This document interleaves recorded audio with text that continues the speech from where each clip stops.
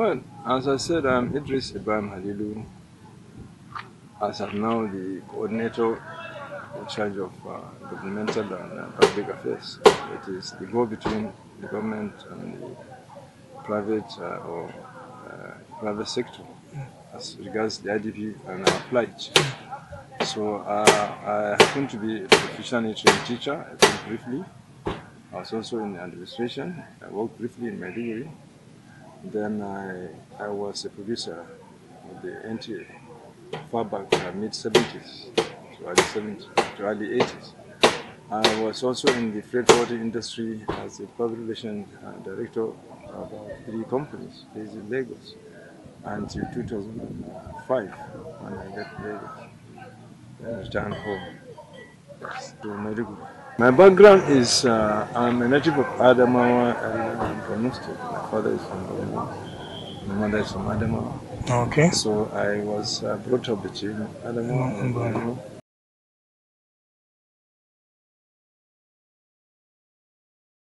Yes. I had left the services of the company, freight forwarding companies, voluntarily. I had gone home to relax. Already the insurgency had started. I can recall far back 2002. We saw it coming when the Taliban, it's reared its ugly head. That was the regime of Obasanjo. So unfortunately, in 2010 I was in Kano, where our family is based also, part of our family. My father's house is there. And a story I wouldn't like to put on the print is my relationship with the Boko Haram. I had a relationship with some members of the BH, and I was wondering why somebody would call himself or accept to be called a BH, because by definition Boko Haram means all Western knowledge is forbidden, and I can't see any sense in that word. And I started to wonder. So actually my relation to some of them brought about my displacement.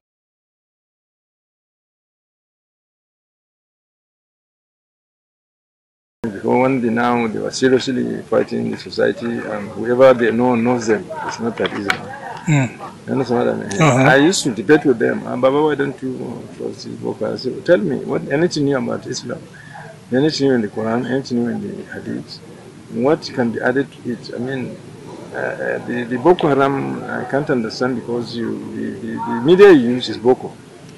The book you use is Boko. In fact, 1 or 2 of them were my students. And that's what I mean. I was teaching them Western education too. So I was wondering, they used to buy things and go take it to the prison, and I used to escort them to be their people. Until 2010, when the governor got some of them released. And that's what I mean, expecting there will be maybe a dialogue or something like that. People like us who were interacting with them now had to find our way. Already Dr. Jafar had been killed. And that's what I mean. And, people like us who are of age, who are all over the place also. It's not a story for the public consumption, because up to now we are still battling the insurgency.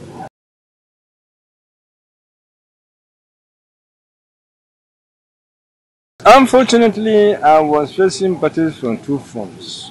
From the family circle, I remember there was an incident which was the result of this polygamy, a disagreement, a misunderstanding rather, that erupted, and I got displaced from the family side. And true, came from the social angle on my own, since I was earning my living. Had this interaction also as an ex-media man, probing the society. Now I happen to interact with the Boko Haram also. This end also was another abruptment, because when they started killing now, they were searching for people like me who had known them, who were questioning why, and this and that. So to run home, already there was another problem at home. So I felt displacement from 2 fronts. I had to escape to Abuja. That 2011. That same day I was in the bus. I arrived so late that there was a bomb blast. Boko Haram claimed responsibility at the INEC office. And so I was there. We stopped at the garage to fuel. When somebody said, Baba, there was a bomb blast at in Suleja. I said, this very Suleja, they say yes. Today, yes, they say yes, at the ANEC office. So the Boko Haram insurgency have started in full force.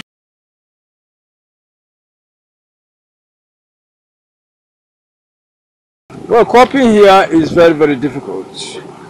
As for me, at this age, being a bit enlightened, I can go to the street and solicit for assistance from those the Lord has touched, whose hearts the Lord has touched, and explain the predicament and they assist. But for many who cannot be able maybe to communicate or to express themselves, there are those who cannot speak at all. There are those who cannot speak English at all. Not talk of the children. So the idea about the IDP in Abuja, one truth is this. There is this pretense by NEMA, I'm sorry to say it, and the FCT that there are no IDPs or no IDP camp. When you say there is no IDP camp, okay, yes, a design modern camp for the 21st century human being, there is none. But that does not mean the IDP has not come in. You should expect the Federal Capital Territory of the country to attract IDPs. Some friends are here, some relations are here. This is mini Nigeria. So when the authorities are saying that there is no IDP camp, it's because they refuse to put in place the camp. And the United Nations High Commissioner for Human Refugees has to blame also.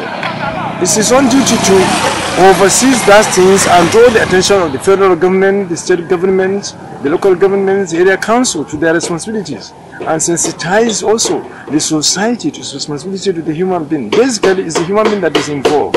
Women, children, aged, underage, and so on, overage. So it's a human crisis.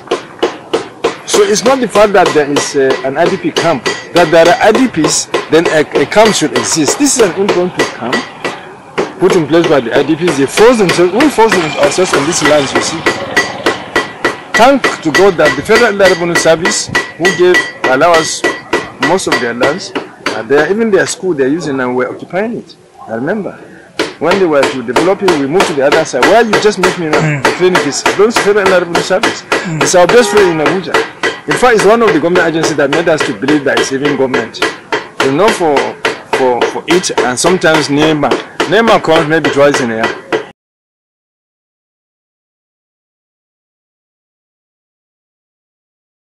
No, I'm alone here. Yes. As far as my family is concerned, I left my family back and the crisis started. I couldn't go back, so they found their level to maybe to reunite in the future. Sometimes I call them with food, the ones that are alive. Yes.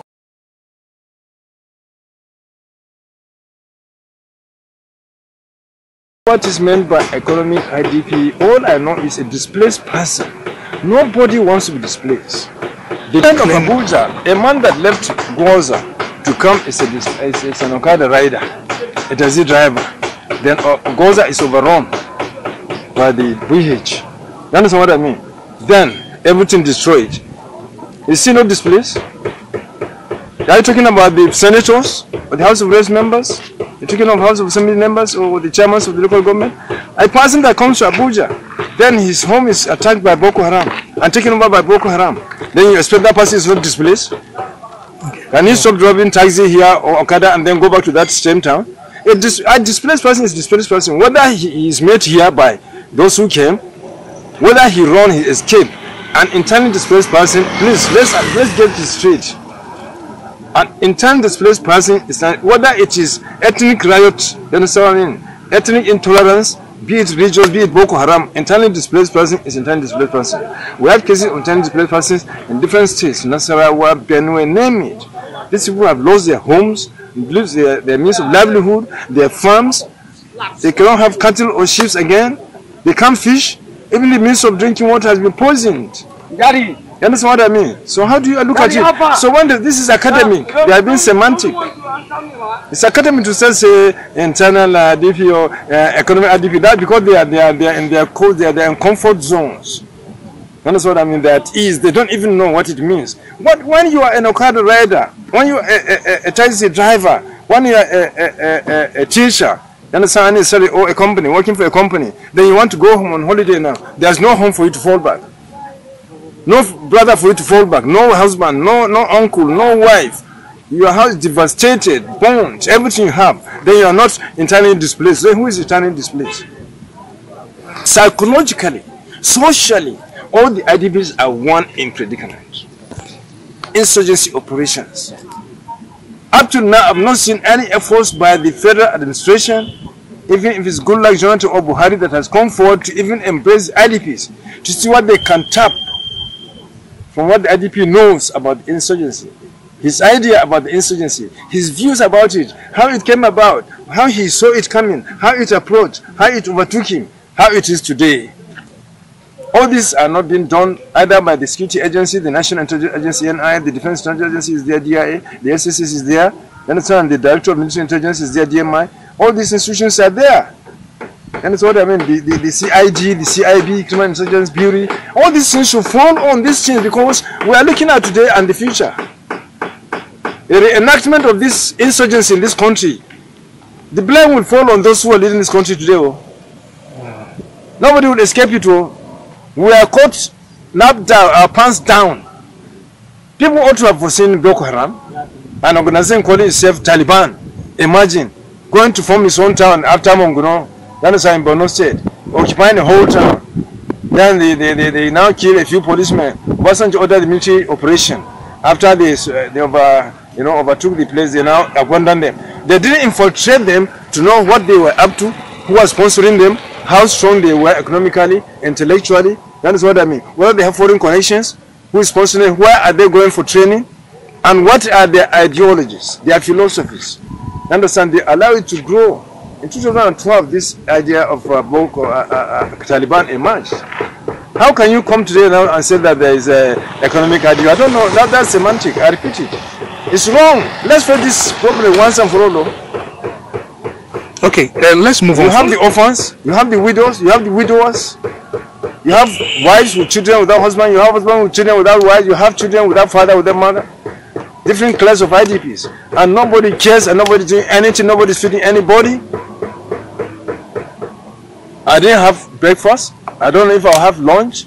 There's not even arrangement to feed for you to come and take a plate of food in your own country in the 21st century, the sixth oldest producing nation in the world. Forget about the downturn of crude oil, the price of crude oil in the international market. What have we been doing?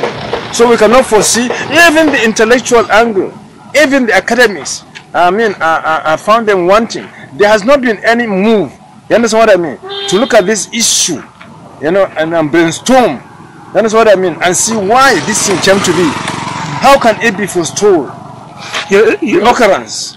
Okay, you said you haven't eaten breakfast. Yeah, that's. I'm used to that. And you don't know where lunch will come from. I don't know. What about yesterday? I had breakfast. I had lunch, but I didn't have dinner. Well, why was that? What happened? I didn't have the money.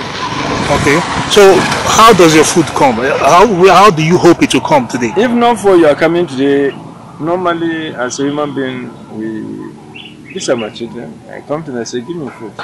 They give me. They know me. I identify with them. They identify with our yearnings and aspirations and our plight. So the Muslims are there, the good ones, the Christians are there, not nominal Christians, not nominal Muslims, who are indifferent to human suffering.